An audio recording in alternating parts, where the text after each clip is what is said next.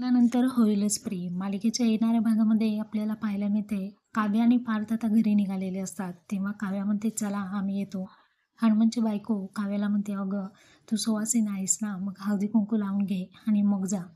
त्यावरती काव्य आता पार्थकडे खूप प्रेमाने पाहत असते. काव्याला सुवासिनीचं वाण आता देणार असते. काव्या पार्थच्या नावाचं हळदी कुंकू आता लावून घेणार असते. हे खूप इंटरेस्टिंग आहे प्रेक्षकांनो. दुसरीकडे आपण पाहत आहोत डायनिंग टेबलवरती रम्या पुन्हा एकदा नंदिनीला टोकते आणि म्हणते, तुझं लक्षात आहे ना 24 तासांची वॉर्निंग. जर का तू स्वतःला सिद्ध नाही केलं, जर का तू पुरावे कलेक्ट करून नाही आणले आमच्यासमोर, तर तुला आमचं घर सोडून निघून जावं लागेल. हे डेडलाईन जी आहे ती लक्षात ठेव म्हणजे झालं. दुसरीकडे आपण पाहत आहोत की मानिनी आणि विक्रम तिथेच बसलेले असतात. तर वसूने आता आपण पाहत आहोत तुरुंगामध्ये दीपकची भेट घेतलेली असते आणि दीपकला जाऊन ती म्हणते की आता माझं आयुष्य तुझ्याच हातात आहे, मला वाचव. दीपक सुद्धा नंदिनीचा बदला आता घेणार आहे.